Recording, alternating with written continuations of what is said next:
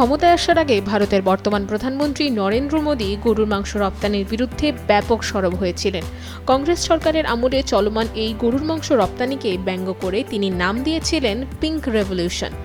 এখানেই শেষ নয়, ক্ষমতায় আসার পর সংসদ সদস্যদের গরুর যত্ন নেওয়ার নির্দেশ দিয়েছিলেন তিনি। এমনকি গরুকে দেশটির ইতিহাস ও ঐতিহ্যের অংশ উল্লেখ করে এই প্রাণীর ঋণ কোনোদিন তারা শোধ করতে পারবেন না বলেও মন্তব্য করেছিলেন মোদী। কিন্তু সেই মোদির শাসনামলেই এখন গরু ও মহিষের মাংসের রপ্তানি বেড়েছে প্রায় 16%।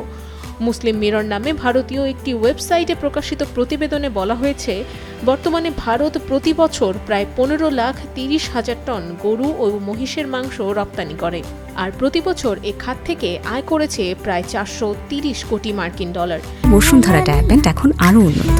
এই হট এয়ার থ্রো টপশিট দ্রুত শোষণ করে সোনামণিকে দেয় কোমল অনুভূতি। এর ফলে ভারত বিশ্বের দ্বিতীয় বৃহত্তম মাংস রপ্তানিকারক হিসেবে জায়গা করে নিয়েছে। তালিকার শীর্ষে রয়েছে ব্রাজিল, আর ভারতের পরে রয়েছে অস্ট্রেলিয়া, যুক্তরাষ্ট্র ও যুক্তরাজ্য। ভারতের রাজ্য পর্যায়ে গরু জবাইয়ের জন্য বিভিন্ন বিধিনিষেধ থাকলেও দেশের অভ্যন্তরীণভাবে কোনো একক জাতীয় আইন নেই। ব্যবসায়ীরা তুলনামূলকভাবে শিথিল বিধিনিষেধ থাকা রাজ্য থেকে গরু পাচার করে রপ্তানি চালাচ্ছেন।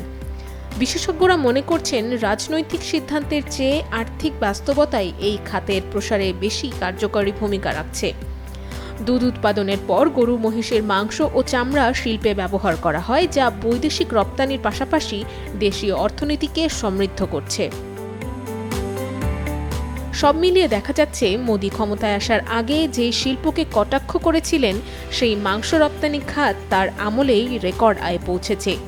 বৈদেশিক মুদ্রা আয়ের দিক থেকে এই খাত ভারতের অর্থনীতিকে শক্তিশালী করেছে ও বৈশ্বিক মাংস বাজারে ভারতের অবস্থানকে আরও দৃঢ় করেছে। Nusrat Ananya, Daily Sun.